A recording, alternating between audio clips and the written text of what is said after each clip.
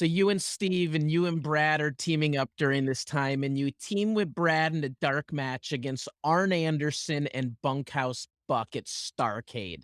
Did you feel like your career was progressing and going where you wanted it to go?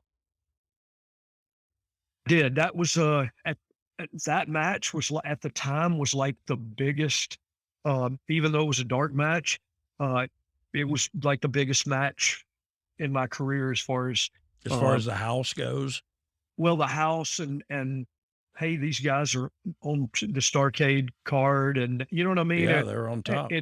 Yeah, and so Brad's name had been out there, but mine really had, and I didn't feel like it had, and so to be a part of it was huge, and to be a part of it. Look, Bunkhouse Buck was Jimmy Golden here, and when we all broke in, we were with him. I mean, he was one of the heels down there, Yeah, and we've so all worked in with him. Pensacola, and so we'd worked with him 100 times, and then Arn had been my roommate, and so Yeah, they I grew mean, up together. we right. I mean, we we we got into it in our condo one time, and he threw me, and my foot went through the wall. Well, it was my dad's condo. I mean, he bought it to resell it and make money on it, right?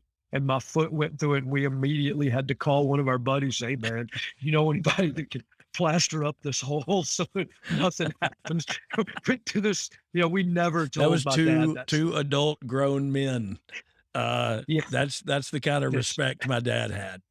But you also yeah. don't have those friends that call in those situations that have people that make Yeah, that can hang drywall. Yes. So, but you're right. But to go back to your question, yeah, it was huge. It was cool to get to do it with Arn. You know, there's a like an old thing about the business. You get in the ring with somebody that you really don't know, and you wrestle them, and you might not be as physical because you don't want to hurt somebody that you really don't know. But then you get in there with, like, I've wrestled Brian and we beat the hell out of each other. And you just come back and laugh and go, "Oh my God, you asshole, you knocked you Yeah, know what I like, mean? I got you with that one, I'm sorry. Right. Even And in so non-professional wrestling settings, I remember in amateur freestyle wrestling, tournaments we would go to, if friends drew each other in the brackets, they used to just same thing. They'd hit each other with the biggest, hardest moves, throws, yes. slams, and just put on an exhibition of pain, punishment, and Yes. entertainment for all those that are watching. Yeah, And well, that's how it was. it's It real was always that way competition. with, it was always that way with Arn too. So it was because of our history. It was cool to be able to catch each other with a couple and laugh about it, instead of get mad.